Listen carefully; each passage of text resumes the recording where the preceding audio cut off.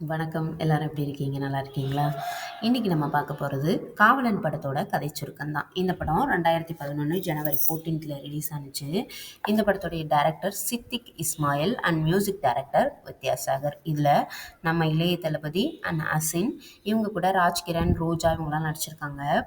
இந்த படம் எப்படின்னா, பாடி கார்டு சம்மந்தப்பட்ட ஒரு படம் தான்.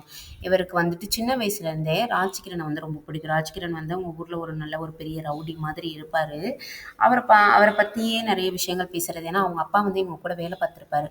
அதனால அவங்கள பற்றியே பேசினனால இவருக்கு சின்ன வயசுலேருந்தே ராஜ்கிரன்னா வந்து ரொம்ப பிடிக்கும். முன்னாடி வந்துட்டு இவங்க அப்பா போயிட்டு அவங்களுக்கு வந்து ஒரு பாடி கார்டு மாதிரி இருந்திருப்பார். ரைட் ஹேண்டுன்னு சொல்லுவாங்க இல்லையா, அந்த மாதிரி. அதனால இவருக்கும் வந்துட்டு அவருக்கு போய் பாடி கார்டாக வேலை பார்க்கணும் அப்படின்றது மட்டும்தான் ஆசையாக இருந்திருக்கும். அவங்க ஊர்லேயே வந்துட்டு வடிவேல் வந்து இருப்பார். அவரும் வந்துட்டு இவர் போகிற இடத்துக்கே வர்றேன் அப்படின்னு சொல்லிட்டு இவர் கூடவே தொத்திக்கிட்டு வந்துடுவார்.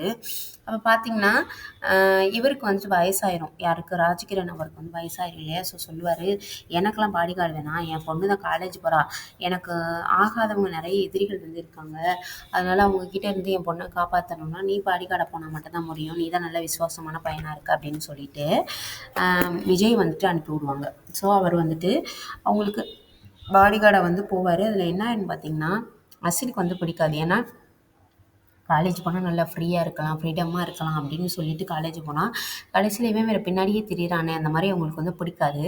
என்ன பண்ணுவாங்கன்னா, ஹாஸ்டல் அங்கேயே தங்கி படிக்கிற மாதிரி இருக்கும் வெளியூர்லேயே, அந்த காலேஜ் இருக்கிறதுலையே. அசினுக்கு வந்து ஒரு ஃப்ரெண்டு ஒருத்தவங்க இருப்பாங்க, கூடவே இருப்பாங்க. அப்போ 2 பேர் சேர்ந்து தான் இருப்பாங்க. ஒரு வீடு பிடிச்சி தங்கி இருப்பாங்க. சமைக்கிறதுக்கு வந்துட்டு வடிவேல் சாரும் கூட இன்னொருத்தவங்க வேலைக்காரவங்க இருப்பாங்க. நீப்பா இருக்காங்க இல்லையா, மானாட மயிலாடலாம் பார்ட்டிசிபேட் பண்ணவங்க முன்னாடி. அவங்க 2 பேரும் தான் இருப்பாங்க இவங்களுக்கு வேலை பார்த்து கொடுக்கறதுக்காக. அப்போனா இவர் வந்துட்டு என்ன பண்ணுவார்னா, யூனிஃபார்ம் தான் போட்டுட்டு போவார். ஏன்னா நான் வந்து பாடி கார்டு, அதனால யூனிஃபார்ம் தான் போடுவேன் அப்படின்னு சொல்லிட்டு ஒரு போலீஸ் ட்ரெஸ் மாதிரி ஒன்று இருக்கும், அதை தான் போட்டுக்கிட்டு தெரிவார். ஃபஸ்ட்டு அது வந்து பிடிக்காது அசினுக்கு வந்துட்டு.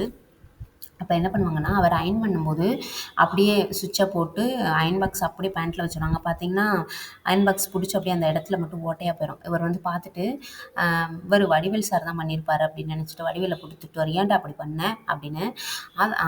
இதுன்னா ஆசைப்பட்டு ஆட்டையை போட்டிருந்தா கூட பரவாயில்ல, அப்படி ஓட்டையை போட்டு ஒன்றுக்கு இல்லாமல் பண்ணிட்டியேடா அப்படின்னு சொல்லி திட்டுவார். அப்போ பாஸ், இல்லை பாஸ், நீங்கள் என்னையவா தப்பாக நினைக்கிறீங்க, நான் பண்ணலை பாஸ் அப்படின்னு சொல்லிட்டு சொல்லுவார். ஆனால் பார்த்தீங்கன்னா இப்படி பேண்ட்டை விரித்து பார்த்தா டபுள் சைடு ஓட்டை இருக்கும்ல. அப்போ தான் தேடிக்கிட்டு இருப்பார் வடிவேல் வந்து ரூமுக்குள்ளே. அப்போ வந்துட்டு விஜய் வந்து கேட்பார், என்னத்தடா தேடிக்கிட்டு இருக்க அப்படின்னு. இல்லை, ஓட்டை 2 இருக்குது, அயர்ன் பாக்ஸ் ஒன்று தானே இருக்குது, இன்னொரு அயர்ன் பாக்ஸ் எங்கே, அதான் தேடிக்கிட்டு இருக்கேன் அப்படின்னு சொல்லுவார். அதோட விஜய் வந்து போயிடுவார், போடா இவனே அப்படின்னு சொல்லிட்டு. என்ன ஆயிரும்னா, இவங்க என்னதான் அந்த யூனிஃபார்மை வந்து ஓட்டை போட்டு வச்சாலுமே இவர் நைட்டோட நைட்டாக போயிட்டு டெய்லர்கிட்ட போயிட்டு துணி எடுத்து கொடுத்து தச்சுருவார். இவரோட அளவுக்கு காலையில் போட்டுட்டு நிற்பார். பார்க்கும்போது பார்த்தீங்கன்னா சிரிப்பாக இருக்கும். அவர் வேணான்னு சொல்லிட்டு, என்னடா இந்த யூனிஃபார்ம் வேணான்ட்டு இவரை வந்து இப்படி பண்ணோம்னா கடைசியில் போய் தச்சு வாங்கிட்டு வந்துட்டாரே அப்படின்னு அந்த வடிவேல்கிட்ட போய் கேட்பாங்க, எப்படி எங்கே போய் வாங்கினீங்க அப்படின்னு. நைட்டோட நைட்டாக டெய்லரை பிடிச்சி தச்சு வாங்கிட்டு வந்திருக்கோமா அப்படின்னு. அப்போ விஜய் வந்து சொல்லுவார், போட்டுட்டு வந்தப்போ கொஞ்சம் லூஸாக இருக்குது அப்படிம்பாரா. உடனே வடிவேலு சொல்லுவார், ஆமாம் லூஸு, அந்த டெய்லருக்காரனும் அதை தான் சொன்னான், நீங்கள் பாஸா இல்லை லூஸானு அப்படின்னு சொல்லுவார். இதில் வர காமெடிஸ்லாம் ரொம்பவே நல்லாயிருக்கும். இதில் பார்த்தீங்கன்னா விஜய் வந்துட்டு நைட்டில் காலையிலேயே வெள்ளனமா எந்திரிச்சு 2 பேருக்கும் சொல்லிக் கொடுப்பாரு. நல்லா படிக்கிறவர் அவர். அதனால் அசினுக்கும் அவங்க ஃப்ரெண்டுக்கும் வந்துட்டு காலையில் 5 மணிக்கெலாம் அலாரம் வச்சு எழுப்பி சொல்லிக் கொடுத்துக்கிட்டு இருப்பாரு. அதெல்லாம் பிடிக்காது அசினுக்கு. என்ன பண்ணுவாங்கன்னா, வேணும்னே ஏதாவது ஒரு பொண்ணு பேசுகிற மாதிரி ஒரு ஏதாவது கழட்டி விடலாம் அப்படின்னு சொல்லிட்டு ஃபோன் பண்ணி, நான் தான் அம்முக்குட்டி பேசுகிறேன் அது இதுன்னு. ஏன்னா அம்முக்குட்டின்றது வந்துட்டு சின்ன வயசுலேருந்து விஜய்க்கு வந்து ஒரு பிடிச்ச பேராக இருந்திருக்கும். அதனால் நான் அம்முக்குட்டி பேசுகிறேன் அப்படின்ற மாதிரி பேசவும் இவர் ஒரு மாதிரி தடுமாறுவார். ஆனால் சீப்போடி அப்படின்னு சொல்லிட்டு போய் காலேஜ் ஃபுல்லாக தேடுவார், யார் அது அம்முக்குட்டி அம்முக்குட்டி அம்முக்குட்டின்னு தேடிக்கிட்டு இருப்பார். எதுக்குன்னா திட்டுறதுக்கு தான். ஆனால் எப்படி இருந்தாலும் மாட்ட மாட்டாங்க, ஏன்னா கூடவே தானே அசின் இருக்காங்க, அசின் தான் பேசுகிறாங்கன்னா அவருக்கு தெரியாது. அப்போ அப்படி தேடிக்கிட்டு திரிஞ்சுட்டு அதெல்லாம் பெரிய காமெடியாக இருக்கும். வடிவேல் போய் மாட்டிட்டு அடி வாங்கிட்டு வர்றதெல்லாம். கடைசியில் பார்த்தீங்கன்னா இவங்க நார்மலாக பேச ஆரம்பித்தது என்ன ஆயிரும்னா, விஜயும் அசினும் லவ் பண்ண ஆரம்பிச்சிடுவாங்க. ஆனால் அசின் தான் பேசுகிறாங்கங்கிறது விஜய்க்கு வந்து தெரியாது. ஆனால் இவங்க பேசுகிற ஒவ்வொரு டயத்துலையுமே அசினோடைய ஃப்ரெண்டு கூடவே இருப்பாங்க. என்ன ஆயிருன்னு பார்த்தீங்கன்னா 2 பேரும் கல்யாணம் பண்ணிக்கலாம் அப்படின்ற ஒரு முடிவுக்கு வருவாங்க ஃபோனில் பேசிக்கிட்டே. அப்போ ராஜ்கிரண் வந்துட்டு அவங்க அந்த ஊர்லேயே பெரிய ஆள் இல்லையா, ஸோ நம்மளை கல்யாணம் பண்ணி வாழ விட மாட்டார் அப்படின்னு சொல்லிட்டு எங்கேயாவது வெளியில் போயிடலாம் அப்படின்னு முடிவெடுப்பாங்க. அப்போ ரயில்வே ஸ்டேஷனுக்கு வந்து வர சொல்லி சொல்லியிருப்பாரு விஜய். இந்த விஷயம் வந்து எல்லா விஷயமுமே அசினோட ஃப்ரெண்டுக்கு தெரியும் இல்லையா? அதனால என்ன பண்ணிருவாருன்னா, அசின் சொல்லிருவாங்க, "இப்ப நான் வந்து போனேன்னா, அப்பா வந்துட்டு அ அவர விஜய் வந்து ஏதாவது பண்ணிருவாரு. அதனால நீ போய் நடந்த உண்மைய மட்டும் சொல்லு. நான் அப்புறமா அவருக்காண்டி எப்பவுமே காத்துக்கிட்டு இருக்கேன்னு சொல்லி, நான் வந்துருவேன்னு சொல்லுன்னு" சொல்லிருவாரு. அதில என்ன ஆயிடும்னு பார்த்தீங்கன்னா அதில என்ன ஆயிடும்னு பார்த்தீங்கன்னா, அம் இவங்க ஓடி போயிட்டு விஜய்ட்ட போயிட்டு இந்த மாரி சொல்ல போகையில, டக்குனு "நீதானா? நீ என்கிட்ட சொல்லியிருக்கலாம்ல" அப்படின்னு சொல்லி டக்குனு கட்டி பிடிச்சிருவாரு. இவரோட நல்ல கேரக்டர்னால, நம்ம ஏன் இவர மிஸ் பண்ண அப்படின்னு சொல்லிட்டு, அந்த பொண்ணுமே பேசாம நம்ம தான் சொல்லிருவோன்ட்டு, லவ் பண்ணதே நான் தான்ற மாரி சொல்லிரும். கடைசில 2 பேரும் போயிருவாங்க.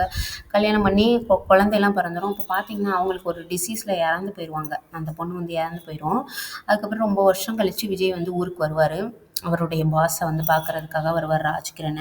அப்ப அசின் அதுவரைக்கும் கல்யாணமே பண்ணாம வேற இருப்பாங்க. வந்து பார்த்துட்டு, "ஏம்மா நீங்க என்ன கல்யாணம் பண்ணாம இருக்கீங்க?" அப்படின்னு சொல்லிட்டு தன்னோட பையனையும் கூட்டிட்டு வந்திருப்பாரு. ஆனா, அவங்க அம்மா வந்து டைரி எழுதி வச்சிருப்பாங்க. அந்த பையன் வந்து படிச்சிருப்பான். படிச்சுட்டு அ அசின வந்து கூப்பிடுவான். "எங்க வீட்டுக்கு வந்துருங்களேன், நான் உங்கள அம்மான்னு கூப்பிடுறேன்." அது இதுன்னு சொல்லும்போது அசினுக்கு ஒரு மாரியா இருக்கும். ஆனா, ராஜ்கிரண் வந்து சொல்லுவாங்க, "இல்லப்பா நீங்க கூட்டிட்டு போயிரு. இங்க இருந்து என் பொண்ணு வந்து கல்யாணம் பண்ண மாட்டேன்னு சொல்றா. இத பார்க்கறதுக்கு எனக்கு ரொம்ப கஷ்டமா இருக்கு." அப்படின்னு சொல்லிட்டு கூட்டு போ சொல்லிருவாங்க. அப்ப கூட்டிட்டு போய்க்கிட்டு இருப்பாங்க ட்ரெயின்ல. பார்த்தீங்கன்னா, ட்ரெயின்ல போகும்போது ட்ரெயின் ஸ்டார்ட் பண்றதுக்கு முன்னாடி, அவங்க பையன் வந்துட்டு எதையோ போயிட்டு குப்பைவாளியில போய் போட்டுட்டு வருவான், டஸ்ட்பின்ல. பார்த்துட்டு இவரு என்னத்த தான் போடுறான் அப்படின்னு சொல்லி பார்த்துட்டு நோட் பண்ணிட்டு இருப்பாரு. வந்து உட்காந்துருவான். அசின் பக்கத்துல வந்து கைய பிடிச்சிட்டு மேல சாஞ்சுட்டு இருப்பான்.